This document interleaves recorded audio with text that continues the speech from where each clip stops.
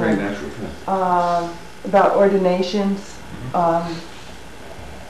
Correct me if I'm wrong, but in the EGC, basically, you've got bishops and the priest and priestess, deacons, children, whatever, are not like in the bylaws. They it's are just now. We are now.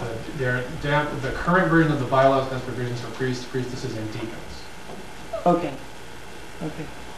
That's because maybe that's something else I need to talk about a little bit more. Is how we're, our plans and for integrating EGC into the OTO system.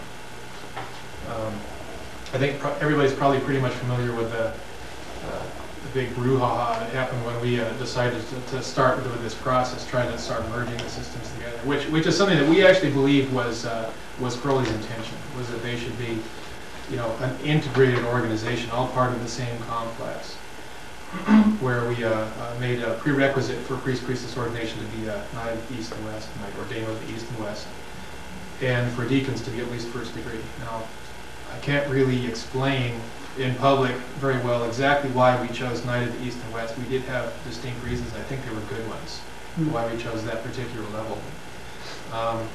In Switzerland, with the Swiss OTO, you have to be a 9th degree to be a priest.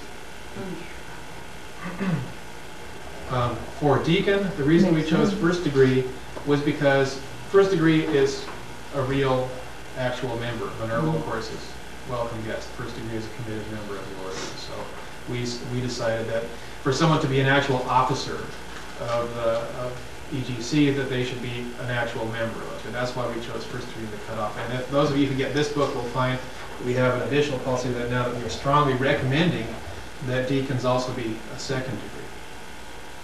And it sort of explains that here too. I'd rather not get into exactly why. I think it'll be pretty obvious to most people who are 2nd degrees and above why it's a good idea to have deacons be 2nd degrees. If you're in an area which is developing and you don't have very many 2nd degrees, certainly go ahead and have some deacons be first. But if you're in a fairly well-developed area, you can have them be seconds.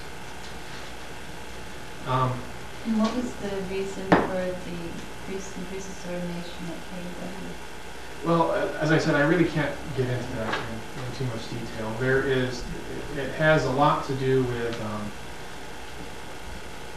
the position of KEW in the order and in some things that happen in the KEW initiation ritual. Are you still recognizing those ordained before this ruling? If they were officially recognized before then, which means if they're on the list that Francois Cartier has, then they're recognized even if they're not.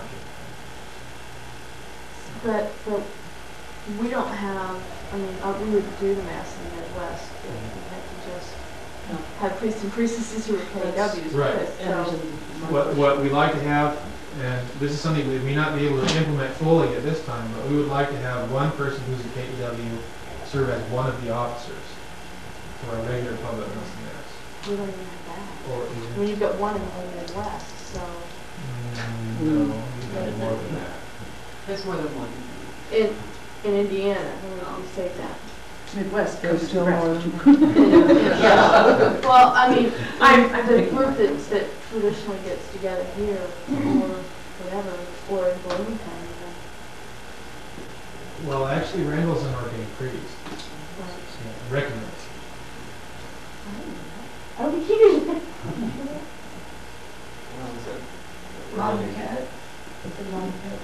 Randall is definitely recognized.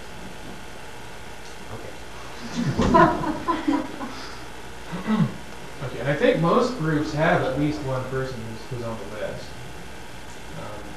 There might be people that don't, but we're doing our best to rectify that.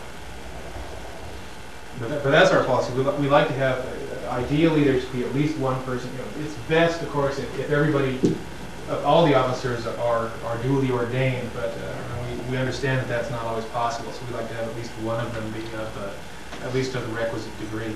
Now, Hymenaeus Beta wants to have it so that anyone who is a KEW is automatically a priest or priestess, which would imply that that would be that expertise in the Gnostic Mass would then be a qualification for advancement to that degree.